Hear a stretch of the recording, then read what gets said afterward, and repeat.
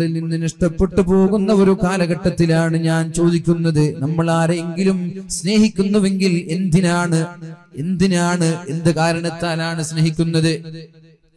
ഉമ്മമാരെ സ്നേഹിക്കുന്നതിനും ഉപ്പമാരെ സ്നേഹിക്കുന്നതിനും ഭാര്യമാരെ സ്നേഹിക്കുന്നതിനും ഭർത്താക്കന്മാരെ സ്നേഹിക്കുന്നതിനും മക്കളെ സ്നേഹിക്കുന്നതിനും വ്യക്തമായ കാരണങ്ങൾ നമ്മൾ പറഞ്ഞു. ഇനി ആലോചിക്ക്. അൻത ഉമ്മുൻ അം അബൂ ما رأينا فيهما مثل حسنك قط يا سيدي خير النبي. എന്റെ ഉപ്പയെക്കാളും എന്റെ ഉമ്മയെക്കാളും ഞാൻ അങ്ങയെയാണ് നബിയെ ഏറ്റവും നല്ല ആളായി കാണുന്നത്. എന്റെ ഉമ്മയല്ല എനിക്ക് വലുത്, എന്റെ ഉപ്പയല്ല എനിക്ക് വലുത്, എന്റെ ഭാര്യയല്ല എന്റെ മക്കളല്ല എനിക്ക് വലുത്. ഖുലിൻകാന ആബാഅകും آباؤكم وأبناؤكم وأزواجكم وعشيرتكم وأموال اقترفتموها وتجارة تخشون كسادها ومساكن ترضونها أحب إليكم من الله ورسوله. അല്ലാഹു തആല പരിശുദ്ധമായ ഖുർആനിൽ വളരെ വ്യക്തമായി ചോദിക്കുന്നുണ്ട്. ഖുൽ, നബിയെ താങ്കൾ പറഞ്ഞു കൊടുക്കൂ, നബിയെ താങ്കൾ ചോദിക്കണം. ഇൻകാന ആബാഉക്കും, നിങ്ങളുടെ ഉപ്പമാരെയാണോ, നിങ്ങളുടെ ഉമ്മമാരെയാണോ, നിങ്ങളുടെ മക്കളെയാണോ, ചങ്ങാതിമാരെയാണോ, സമ്പത്തിനെയാണോ, ബിസിനസിനെയാണോ, നിങ്ങളുടെ അമ്പരച്ചുംബിയായ വീടുകളെയാണോ? ആരോടാണ് നിങ്ങൾക്ക് അള്ളാഹുവിനെക്കാളും അവന്റെ ഹബീബിനെക്കാളും സ്നേഹമുള്ളത് എന്ന് ഖുർആൻ ചോദിക്കുന്നുണ്ട്. അവിടെ സിനിമാ നടന്മാരുടെ പേര് പറയുന്നില്ല, കളിക്കാരുടെ പേര് പറയുന്നില്ല. കാരണം അവർ സ്നേഹിക്കപ്പെടേണ്ടവരല്ല. മനസ്സിലായില്ല? അല്ലാഹു ചോദിക്കുന്നത് ഖുൽ ഇൻ കാന ആബാഉകും വഅബ്നാഉകും വഅസ്വാജുകും വഅശീറതുകും. ഉപ്പമാരോടാണോ, ഉപ്പമാരെ സ്നേഹിക്കേണ്ടതുണ്ട്. മക്കളോടാണോ, മക്കളെയും സ്നേഹിക്കേണ്ടതുണ്ട്. കുടുംബക്കാരെയാണോ, കുടുംബക്കാരെയും സ്നേഹിക്കേണ്ടതുണ്ട്. ഭാര്യമാരെയാണോ, അവരെയും സ്നേഹിക്കേണ്ടതുണ്ട്. സമ്പത്തിനെയാണോ, സമ്പത്തിനെയും സ്നേഹിച്ചേക്കാം. നിങ്ങളുടെ വീടിനോടാണോ നിങ്ങൾക്ക് അള്ളാഹുവിന്റെ ഹബീബിനെക്കാളും അള്ളാഹുവിനെക്കാളും ഇഷ്ടമുള്ളത് എങ്കിൽ ഫതറബ്ബസൂ ഹത്താ യഅതി അല്ലാഹു ബിഅംരി. അല്ലാഹുവിന്റെ ഒരു കൽപ്പന, അല്ലാഹുവിന്റെ ഭയാനകമായ ഭവിഷ്യത്ത് നിങ്ങളിലേക്ക് വരുന്നത് വരെ നിങ്ങൾ കാത്തിരുന്നോ. അല്ലാഹു വെറുതെ വിടൂല. എന്നിട്ട് അല്ലാഹു പറയുന്നത് ഇന്നല്ലാഹ ലാ യഹ്ദിൽ ഖൗമൽ ഫാസിഖീൻ. ചമ്മാടികളായ ആളുകളെ അല്ലാഹു ഹിദായത്ത് നൽകുകയേ ഇല്ല. അപ്പൊ അള്ളാഹുവിന്റെ ഹബീബിനെക്കാൾ പ്രാധാന്യം ഉപ്പയ്ക്ക് നൽകുന്നവൻ തമ്മാടിയാണ്, ഉമ്മയ്ക്ക് നൽകുന്നവൻ തമ്മാടിയാണ്, മക്കൾക്ക് നൽകുന്നവൻ ഫാസിഖാണ്, സമ്പത്തിന് നൽകുന്നവൻ തമ്മാടിയാണ്. ഖുർആനിന്റെ വാക്യമാണിത്. അവർ നന്നാവൂല. ഇനി നിങ്ങൾ ആലോചിക്കും, കളിക്കാർക്ക് നൽകുന്നവരോ സിനിമക്കാർക്ക് നൽകുന്നവരോ? ഒരു കളി നടക്കുമ്പോൾ സോഷ്യൽ മീഡിയയിൽ ചർച്ച. ഞാൻ എന്നും ഒരു ഗ്രൂപ്പ് കാണാറുണ്ട്. ഏത് ഗ്രൂപ്പ് എന്ന് ഞാൻ പറയുന്നില്ല.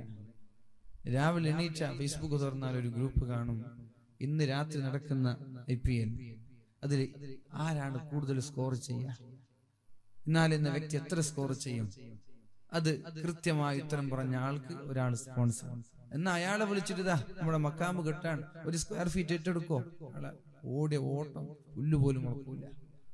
അവിടെ വരെ കാണൂല.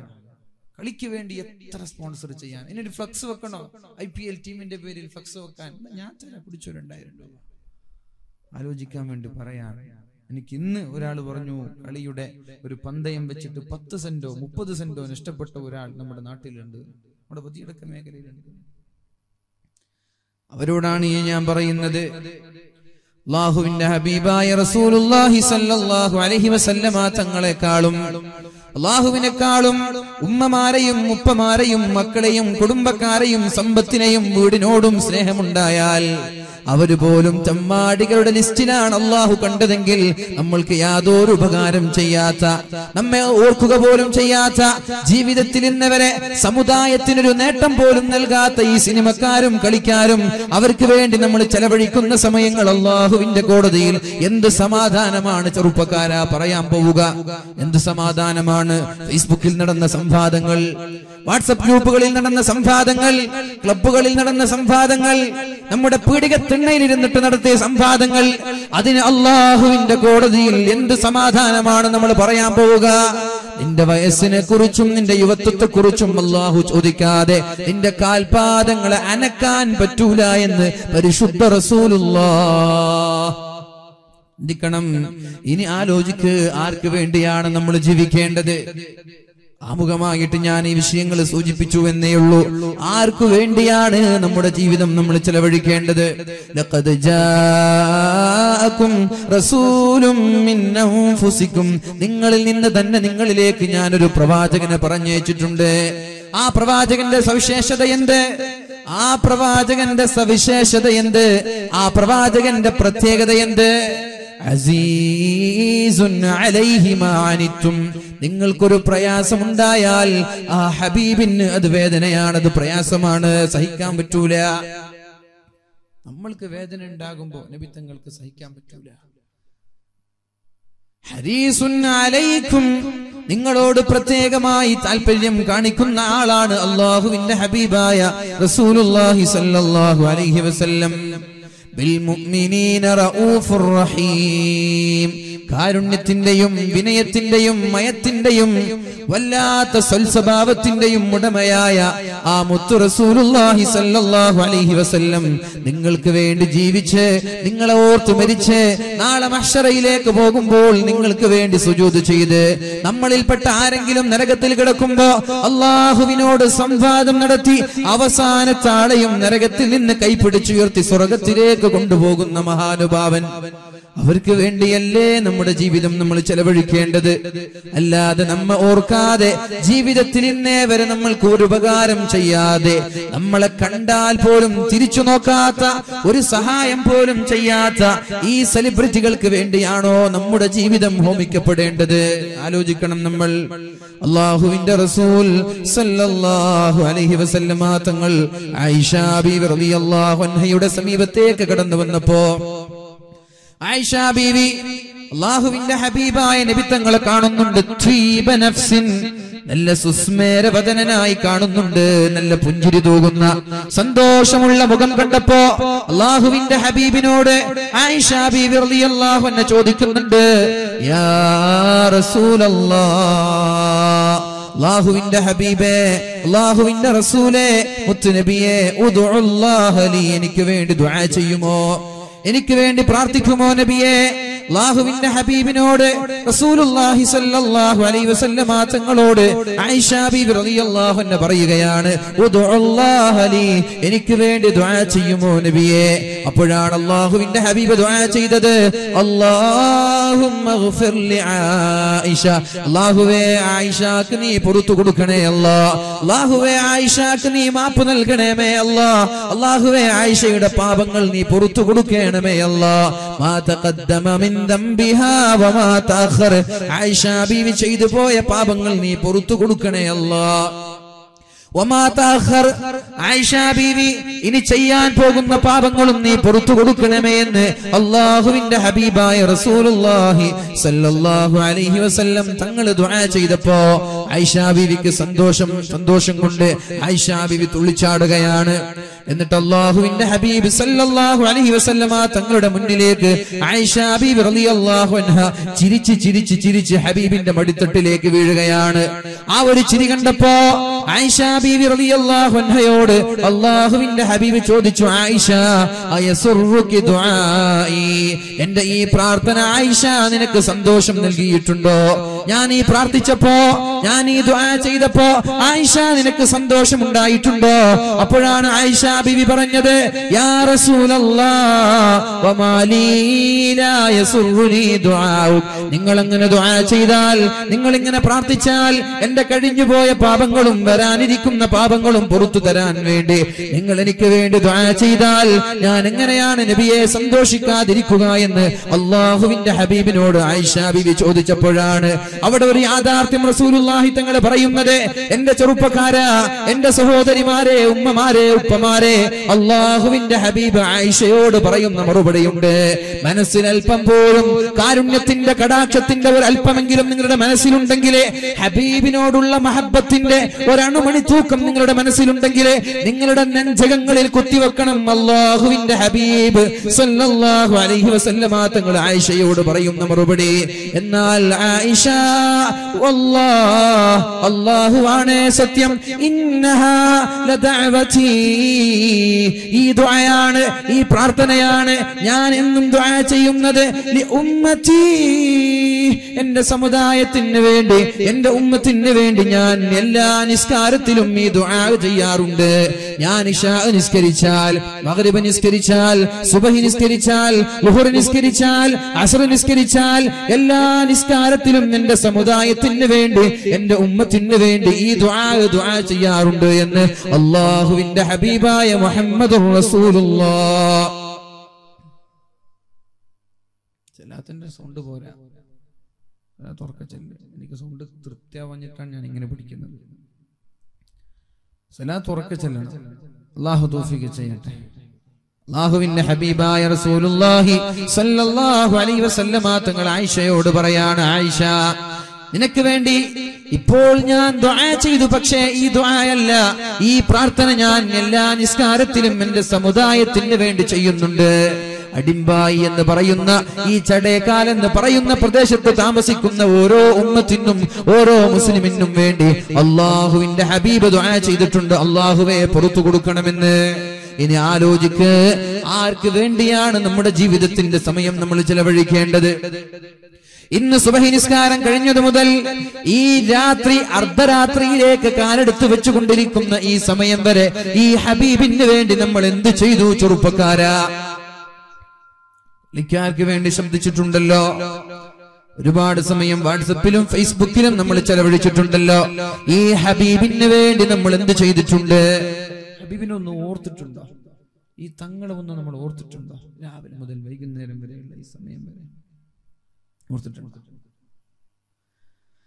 ഇനി കേൾക്കണോ, റസൂലുള്ളാഹി സ്വല്ലല്ലാഹു അലൈഹി വസല്ലം, അല്ലാഹുവിന്റെ ഹബീബായ നബി തങ്ങൾ ഒരിക്കൽ സ്വഹാബാക്കളൊക്കെ ഉറങ്ങിക്കിടക്കുന്ന സമയത്താണ് നബി തങ്ങൾ ഒരു ഖബർസ്ഥാനിലേക്ക് കടന്നു ചെല്ലുന്നത്. ഖബർസ്ഥാനിലേക്ക് കടന്നു ചെല്ലുന്നുണ്ട്. എന്നിട്ട് ഖബറിന്റെ അടുത്ത് നിന്ന് അല്ലാഹുവിന്റെ ഹബീബായ റസൂലുള്ളാഹി സ്വല്ലല്ലാഹു അലൈഹി വസല്ലം അവിടെ നിന്ന് ദുആ ചെയ്യുന്നുണ്ട്. വദിത്തു, ഞാൻ കൊതിച്ചു പോവുകയാണ്, ഞാൻ എന്റെ സഹോദരങ്ങളെ കണ്ടിരുന്നുവെങ്കിലെന്ന് ഞാൻ ആഗ്രഹിച്ചു പോവുകയാണ്, എന്റെ സഹോദരങ്ങളെ കണ്ടിരുന്നുവെങ്കിലെന്ന് ഞാൻ കൊതിച്ചു പോവുകയാണ് എന്ന് അല്ലാഹുവിന്റെ ഹബീബായ റസൂലുള്ളാഹി സ്വല്ലല്ലാഹു അലൈഹി വസല്ലമ തങ്ങള് ഖബറിന്റെ അടുത്ത് നിന്ന് ഇങ്ങനെ ദുആ ചെയ്യുമ്പോഴാണ് ഒരു സ്വഹാബി ആ വഴിയിലൂടെ കടന്നു വരുന്നത്. ഇഷ്തഖ്തു ലി ഇഖ്വാനി, എന്റെ സഹോദരങ്ങളെ കാണാൻ എനിക്ക് പൂതിയുണ്ട്, എന്റെ സഹോദരങ്ങളെ കാണാൻ എനിക്ക് ആഗ്രഹമുണ്ട്, എന്റെ സഹോദരങ്ങളെ കാണണമെന്ന് എനിക്ക് വല്ലാത്ത ആഗ്രഹമുണ്ട്. ഇഷ്തഖ്തു ലി ഇഖ്വാനി, എന്റെ സഹോദരങ്ങളെ കാണാൻ എനിക്ക് ആഗ്രഹമുണ്ട് എന്ന് അല്ലാഹുവിന്റെ ഹബീബായ റസൂലുള്ളാഹി സ്വല്ലല്ലാഹു അലൈഹി വസല്ലമ തങ്ങൾ പറഞ്ഞപ്പോഴാണ് സ്വഹാബി ചോദിക്കുന്നത്, യാ റസൂലല്ലാഹ്, അല്ലാഹുവിന്റെ ഹബീബേ, അവലസ്നാ ഇഖ്വാനുക യാ റസൂലല്ലാഹ്, നബിയേ, ഞങ്ങൾ അങ്ങയുടെ സഹോദരങ്ങളല്ലേ നബിയേ, ഞങ്ങൾ അങ്ങയുടെ സഹോദരങ്ങളല്ലേ, ഞങ്ങളെ കാണുന്നുണ്ടല്ലോ, പിന്നെ ആരെക്കുറിച്ചാണ് എനിക്ക് എന്റെ സഹോദരങ്ങളെ കാണാൻ പൂതിയുണ്ട് എന്ന് നിങ്ങൾ പറഞ്ഞത്? അപ്പോഴാണ് അല്ലാഹുവിന്റെ ഹബീബായ റസൂലുള്ളാഹി സ്വല്ലല്ലാഹു അലൈഹി വസല്ലമ തങ്ങൾ പറഞ്ഞത്, നിങ്ങൾ എന്റെ സഹോദരങ്ങളല്ല, നിങ്ങൾ എന്റെ സ്വഹാബാക്കളാണ്, നിങ്ങൾ എന്റെ ഫോളോവേഴ്സ് ആണ്, നിങ്ങൾ എന്റെ അനുചരന്മാരാണ്, നിങ്ങൾ എന്റെ സഹോദരങ്ങളല്ല. പിന്നെ ആരെക്കുറിച്ചാണ് നബിയേ നിങ്ങൾ സഹോദരങ്ങൾ എന്ന് പറഞ്ഞത്? ആരെക്കുറിച്ചാണ് നബിയേ? അപ്പോഴാണ് അല്ലാഹുവിന്റെ ഹബീബായ റസൂലുള്ളാഹി സ്വല്ലല്ലാഹു അലൈഹി വസല്ലമ തങ്ങൾ സ്വഹാബയോട് പറഞ്ഞു കൊടുക്കുന്നത്, ഞാൻ എന്റെ സഹോദരങ്ങളെ കാണണമെന്ന് പറഞ്ഞ് ആഗ്രഹിച്ചത് ഇനി വരാനിരിക്കുന്ന എന്റെ മരണശേഷം വരാനിരിക്കുന്ന ആളുകളെ കുറിച്ചാണ്. എന്റെ ശേഷം വരാനിരിക്കുന്ന ആളുകളെ കുറിച്ചാണ് ഞാൻ പറഞ്ഞത്. ആരാ? നമ്മളെ കുറിച്ച്. എനിക്ക് എൻ്റെ വഫാത്തിന്റെ ശേഷം വരാനിരിക്കുന്ന എൻ്റെ ഉമ്മത്തിനെ, എൻ്റെ സമുദായത്തെ കാണാൻ എനിക്ക് വലിയ ആഗ്രഹമുണ്ട്. അവരെ ഓർത്തിട്ട് ഞാൻ കരയാണ്. നമ്മളെ ഓർത്തിട്ട് ജീവിതത്തിന്റെ അവസാന ഭാഗത്ത് അള്ളാഹുവിന്റെ ഹബീബ് കരഞ്ഞു പോയിട്ടുണ്ട്. എനിക്കവരെ കാണണം. കാണാൻ പറ്റാത്തതിലുള്ള വിഷമമാണ് ജീവിതത്തിന്റെ അവസാന സമയങ്ങളിൽ ഖബർസ്ഥാനിലേക്ക് ഏകാന്തനായി ചെന്ന് നമ്മെ ഓർത്ത് അള്ളാഹുവിന്റെ ഹബീബ് കരഞ്ഞത്. നമ്മൾക്കൊരു സമയമെങ്കിലും ആ ഹബീബിനെ ഓർത്ത് കരയാൻ സമയം കിട്ടിയിട്ടുണ്ടോ? ആ ഹബീബിനെ ഒന്ന് ഓർക്കാൻ സമയം കിട്ടിയിട്ടുണ്ടോ?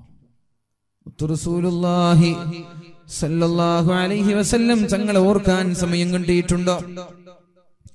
അല്ലാഹുവിന്റെ ഹബീബായ റസൂലുള്ളാഹി സ്വല്ലല്ലാഹു അലൈഹി വസല്ലം ഒരിക്കലും പറയുന്നുണ്ട്, എല്ലാ ആളുകൾക്കും എല്ലാ പ്രവാചകന്മാർക്കും അല്ലാഹു തആല ദുആ ചെയ്യാൻ ഒരു സമ്മതം കൊടുക്കുന്നുണ്ട്. എല്ലാ പ്രവാചകന്മാർക്കും ഒരു ദുആ അല്ലാഹു നൽകുന്നുണ്ട്. ആ ദുആ ചെയ്താൽ ഉത്തരം കിട്ടുമെന്ന് ഉറപ്പാണ്. ആ ദുആയിന് ഉത്തരം കിട്ടുമെന്ന് ഉറപ്പാണ്. അങ്ങനെ ഒരു ദുആ എല്ലാ നബിമാർക്കും കൊടുത്തിട്ടുണ്ട്. ലികുല്ലി നബിയിൻ ദഅവത്തുൻ മുസ്തജാബ. എല്ലാ നബിമാർക്കും അല്ലാഹു ഉത്തരം നൽകുന്ന ഒരു പ്രാർത്ഥന നൽകുന്നുണ്ട്, ഉത്തരം നൽകുന്ന ഒരു പ്രാർത്ഥന. പക്ഷേ എല്ലാ അമ്പിയാക്കളും അവരവരുടെ ആ കാലഘട്ടത്തിൽ തന്നെ ദുആ ചെയ്ത് ആ പ്രാർത്ഥന തീർത്തപ്പോ ഞാൻ എന്റെ ദുആഇനെ വഉരീദു അൻ നഖ്തബിഅ ദഅവതി, എന്റെ പ്രാർത്ഥനയെ ഞാൻ മഹ്ശറയിലേക്ക് വേണ്ടി എടുത്തു വെക്കുകയാണ്. ഞാൻ ഇവിടെ ദുആ ചെയ്യുന്നില്ല. ആദം നബി അലൈഹിസ്സലാം ദുആ ചെയ്തു. ആദം നബി അലൈഹിസ്സലാം ദുആ ചെയ്തു. മഹാനായ നൂഹ് നബി അലൈഹിസ്സലാം ദുആ ചെയ്തു. മഹാനായ ഇബ്രാഹിം നബി അലൈഹിസ്സലാം ദുആ ചെയ്തു. ഈസാ നബി അലൈഹിസ്സലാം ദുആ ചെയ്തു.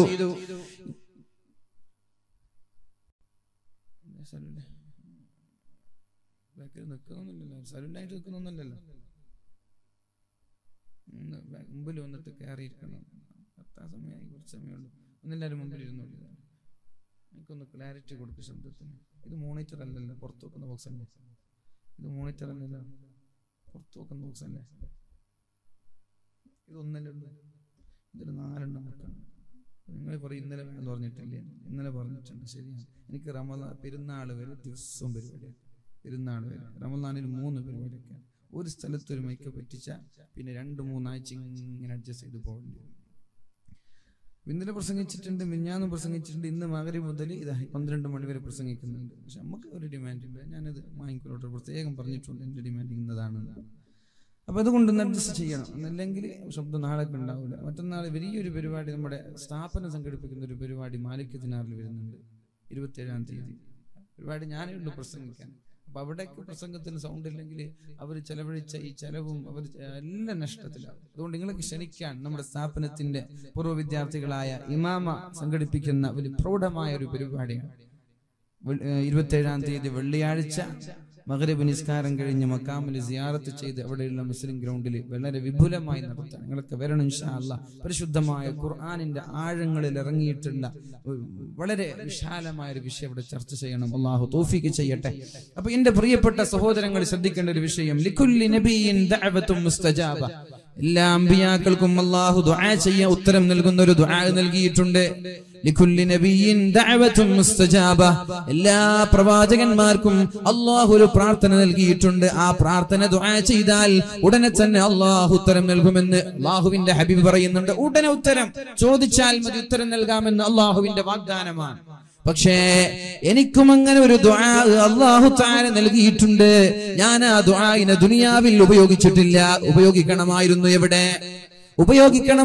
എവിടെ? ചെറുപ്പക്കാരാ കേൾക്കണം ഇത്. മക്കക്കാരായ മുശ്രിക്കീങ്ങൾ അല്ലാഹുവിന്റെ ഹബീബിനെ വളരെ ക്രൂരമായി മർദ്ദിക്കുകയും അടിക്കുകയും അല്ലാഹുവിന്റെ ഹബീബിനെ മക്കയിൽ ജീവിക്കാൻ അനുവദിക്കാതെ ആകെ താങ്ങും തണലുമായിരുന്ന ഖദീജ ബീവി റളിയല്ലാഹു അൻഹാ ലോകത്തോട് വിട പറഞ്ഞപ്പോ ഇനി ഒന്ന് സംരക്ഷിക്കാൻ താങ്ങും തണലുമായി നിൽക്കാൻ ഒരാളില്ലാതെ വളരെ പ്രയാസപ്പെടുമ്പോഴാണ് നബി തങ്ങൾ തന്റെ കുടുംബക്കാരായ ത്വായിഫിലേക്ക് കടന്നു പോകുന്നത്. ഒരുപാട് കുടുംബക്കാര് താമസിക്കുന്ന ത്വായിഫിലേക്ക് കടന്നു പോകുന്നത്. അവിടെ ലാ ഇലാഹ ഇല്ലല്ലാഹ് മുഹമ്മദുർ റസൂലുള്ളാഹ്. അല്ലാഹുവല്ലാതെ ഒരു ദൈവമില്ല എന്നും മുഹമ്മദ് റസൂലുള്ളാഹ് അല്ലാഹുവിന്റെ പ്രവാചകനാണെന്നും പറഞ്ഞു. ഞാൻ അല്ലാഹുവിന്റെ പ്രവാചകനാണ്. അല്ലാഹു ഏകനായ ഇലാഹാണ്. അല്ലാഹുവല്ലാതെ മറ്റൊരു ദൈവമില്ല. അല്ലാഹു ഏകനായ ദൈവമാണ്. നിങ്ങളുടെ ലാത്തയോ നിങ്ങളുടെ ഹുസ്സയോ നിങ്ങളുടെ മനാത്തയോ നിങ്ങൾ വിശ്വസിച്ചു പോകരുത്. അല്ലാഹുവാണ് ലോകത്തിന്റെ സൃഷ്ടാവ്. അല്ലാഹുവാണ് ഈ ലോകത്തിന്റെ നിയന്ത്രണം ഏറ്റെടുത്തിരിക്കുന്നത്. അതുകൊണ്ട് ഏകനായ റബ്ബിനെ മാത്രമേ നിങ്ങൾ സാഷ്ടാംഗം ചെയ്യാൻ പാടുള്ളൂ എന്ന് പറഞ്ഞപ്പോ അല്ലാഹുവിന്റെ ഹബീബിനെതിരെ ക്രൂരമായ ആക്ഷേപങ്ങൾ എറിഞ്ഞുവിട്ട ആളുകൾ, ഹബീബിനെതിരെ കല്ലെറിഞ്ഞവർ, ഹബീബിനെ ആക്ഷേപിച്ചവർ, ഹബീബിനെ ചീത്ത വിളിച്ചവർ, ഹബീബിനെ മർദ്ദിച്ചവർ, നടക്കാൻ കഴിയാതെ മുത്തു റസൂലുള്ളാഹി സ്വല്ലല്ലാഹു അലൈഹി വസല്ലം തായിഫിന്റെ മണലാരുണ്യത്തിലൂടെ മുടന്തി മുടന്തി മുടന്തി നടന്നിട്ട് ഹബീബ് താഴെ വീഴുകയാണ്. ആരാണ് ഈ താഴെ വീഴുന്നത്? ദീനുൽ ഇസ്ലാം, ലാ ഇലാഹ ഇല്ലല്ലാഹ് മുഹമ്മദുർ റസൂലുള്ളാഹ്. അല്ലാഹുവല്ലാതെ മറ്റൊരു ദൈവമില്ല, ഞാൻ അല്ലാഹുവിന്റെ പ്രവാചകനാണ് എന്ന് പറഞ്ഞതിന്റെ പേരിൽ നിങ്ങൾ വ്യഭിചരിക്കരുത്, ഹറാമ് കാണരുത്, ഹറാമ് ചെയ്യരുത്, ഹറാമ് തിന്നരുത്, കുടുംബബന്ധം വിച്ഛേദിക്കരുത്, കൊലപാതകങ്ങൾ നടത്തരുത്, അയൽവാസിയെ വേദനിപ്പിക്കരുത്. ഇതല്ലേ പരിശുദ്ധമായ ഇസ്ലാമിന്റെ ആശയം? ഇതാണല്ലോ ഇന്ന് ഇന്ത്യ മഹാരാജ്യത്തെ പാവപ്പെട്ട മുസ്ലിമീങ്ങളായ ആളുകൾ ഇന്നും ലോകത്ത് പ്രചരിപ്പിച്ചുകൊണ്ടിരിക്കുന്ന ആശയങ്ങൾ ഇതാണല്ലോ. ഒരാളെയും അവിഹിതമായി ഒരാളുടെ സമ്പത്ത് അപഹരിക്കാൻ പാടില്ല, ഒരാളെയും ആക്രമിക്കാൻ പാടില്ല, മറ്റൊരാളെ കുറിച്ച് പരദൂഷണം പറയാൻ പാടില്ല, മറ്റൊരാളെ കുറിച്ച് ആരോപണം പറയാൻ പാടില്ല, ഒരാളുടെ രക്തവും ചിന്താൻ പാടില്ല, ഒരു ദർഹം പോലും മോഷ്ടിക്കാൻ പാടില്ല. ഇങ്ങനെ മനോഹരമായ ആശയം സമുദായത്തിന്റെ മുന്നിൽ ഏൽപ്പിച്ച ഈ പരിശുദ്ധ ദീനിനെതിരെയാണല്ലോ ആക്ഷേപങ്ങൾ ഉണ്ടാക്കുന്നത്. ഇവരെയാണല്ലോ പാകിസ്ഥാനിലേക്ക് പറഞ്ഞേക്കുന്നത്, ഇവരെയാണല്ലോ ഇന്ത്യയിൽ നിന്ന് പുറത്തു പോകാൻ പറയുന്നത്, ഇവരെയാണല്ലോ ഇല്ലാത്ത ബീഫിന്റെ പേരിൽ കൊലപാതകങ്ങൾ നടത്തുന്നത്, ഇവരെയാണല്ലോ പള്ളിയിൽ കയറി കൊലപാതകങ്ങൾ നടത്തുന്നത്. ലാ ഇലാഹ ഇല്ലല്ലാഹ്. അല്ലാഹു വലിയവനാണ്, അല്ലാഹു വലിയവനാണ്, അല്ലാഹു അല്ലാതെ മറ്റൊരു ദൈവമില്ല.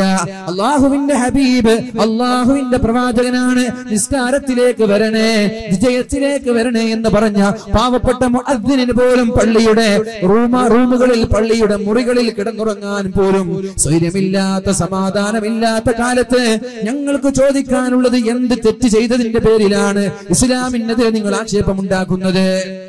തെറ്റ് കാണിച്ചു തരട്ടെ, തെറ്റ് കാണിച്ചു തരട്ടെ. എന്ത് തെറ്റിന്റെ പേരിലാണ് ഇസ്ലാമിനെതിരെ ആക്ഷേപങ്ങൾ ഉണ്ടാക്കുന്നത്? ഇന്ത്യ മഹാരാജ്യത്ത് നടന്ന 100 കണക്കിന് സ്ഫോടനങ്ങളുടെ കഥകൾ, ഭീകരവാദങ്ങളുടെ, തീവ്രവാദങ്ങളുടെ, വർഗീയ ലഹളകളുടെ കഥകൾ എടുത്തു നോക്കുമ്പോ ഏതെങ്കിലും ഒന്നിൽ മുസ്ലിമീങ്ങൾ ഉൾപ്പെട്ടതാണോ നിങ്ങൾ ഇസ്ലാമിനെ ഇന്ത്യയിൽ നിന്ന് അടിച്ചോടിക്കാൻ നിങ്ങൾ ശ്രമിക്കുന്നത്? 100 കണക്കിന് വർഗീയ ലഹളകൾക്ക് നിങ്ങൾ തന്നെ നേതൃത്വം നൽകി ഏതെങ്കിലും ഒന്നിൽ മുസ്ലിം നാമധാരികൾ പെട്ടുപോയതിന്റെ പേരിലാണോ നമ്മളെ രാജ്യദ്രോഹികളാക്കി മുദ്രകുത്താൻ നിങ്ങൾ ശ്രമിക്കുന്നത്? ഒന്നേ പറയാനുള്ളൂ, എത്ര ശ്രമിച്ചാലും, എത്ര നിങ്ങൾ അധ്വാനിച്ചാലും, പക്ഷെ ഇന്ത്യ മഹാരാജ്യം എന്ന് പറയുന്ന ഭൂമിയുണ്ടല്ലോ, അരുത് കാട്ടാള, അരുത്. സല്ലപിക്കുന്ന ഇണക്കിളികളെ വേട്ടയാടി അതിന്റെ രക്തം വീണ് ഇന്ത്യ മഹാരാജ്യത്തിന് കളങ്കമേൽപ്പിക്കരുത് എന്ന് പറഞ്ഞ സംസ്കാരമുള്ള ഭൂമിയാണിത്. ഈ ഭൂമിയിൽ ഇതിന്റെ അവസാനം വരെയുള്ള ഹൈന്ദവ സഹോദരങ്ങൾ മതത്തെയും മുസ്ലിമീങ്ങളെയും മറ്റുള്ള മതങ്ങളെയും ബഹുമാനിക്കുകയും ആദരിക്കുകയും ചെയ്യുന്ന ആളുകളാണ്. അവരുള്ള കാലത്തോളം നിങ്ങളുടെ ആരോപണങ്ങൾ വിലപ്പോകൂല എന്ന് ഞാൻ നിങ്ങളോട് വളരെ വ്യക്തമായി തന്നെ ഉണർത്തട്ടെ. നിർത്തുന്നതാണ് നല്ലത്. ആവശ്യമില്ലാതെ വർഗീയ ലഹളകൾ ഉണ്ടാക്കി എന്താണ് ഇവിടെ നേടാൻ പോകുന്നത്? എന്തുമാവട്ടെ, അല്ലാഹുവിന്റെ ഹബീബിന്റെ കാലം മുതൽ തന്നെ മുസ്ലിമീങ്ങൾ നേരിട്ട പ്രയാസങ്ങൾ ഇങ്ങനെയാണ്. ഇസ്ലാം തുടങ്ങിയത് ഇങ്ങനെയാണ്, പ്രയാസങ്ങളിലൂടെയാണ്. ലാ ഇലാഹ ഇല്ലല്ലാഹ് എന്ന് ചൊല്ലിയതിന്റെ പേരിൽ സുമയ്യ ബീവിയെ കൊന്നിട്ടില്ലേ? ബിലാൽ തങ്ങളെ മർദ്ദിച്ചിട്ടില്ലേ? ഹുബൈബ് തങ്ങളെ തൂക്കിലേറ്റിയിട്ടില്ലേ? സിദ്ദീഖ് തങ്ങളെ ബോധം കൊടുത്തിട്ടില്ലേ? ഹബീബിനെ വധിക്കാൻ 100 ഒട്ടകങ്ങൾ സമ്മാനം പ്രഖ്യാപിച്ചിട്ടില്ലേ? എന്ത് തെറ്റു ചെയ്തു എന്ന് ചോദിച്ചാൽ അവർക്ക് കൈമലർത്തുക എന്നതല്ലാതെ മറുപടി പറയാൻ പറ്റുക? എന്ത് മറുപടി പറയാൻ പറ്റുക? ഇന്നും അങ്ങനെയാണല്ലോ. എന്ത് മറുപടി പറയാൻ പറ്റുക? ഒന്നുമില്ല. പിന്നെ ഇവിടെ വർഗീയ കാട് കളിച്ച് രാഷ്ട്രീയ മുതലെടുപ്പ് നടത്തുന്ന അത്രയേ ഉള്ളൂ. അത് പ്രബുദ്ധരായ ഇന്ത്യ രാജ്യത്തിലെ, പ്രത്യേകിച്ചിട്ട് സാക്ഷര കേരളത്തിലെ മുസ്ലിമീങ്ങളും അമുസ്ലിമീങ്ങളും അത് മനസ്സിലാക്കണമെന്ന് സാന്ദർഭികമായി ഉണർത്തുക. ഞാൻ പറഞ്ഞു വരുന്നത്, അള്ളാഹുവിന്റെ ഹബീബ് തായിഫിന്റെ മണലാരുണ്യത്തിൽ പോയി നബി തങ്ങളെ വേദനിപ്പിച്ചു. നബി തങ്ങൾ മുടന്തി നടന്നു, നബി തങ്ങൾ വീണു. നബി തങ്ങളെ സഹായിക്കാൻ ഒരാളില്ല.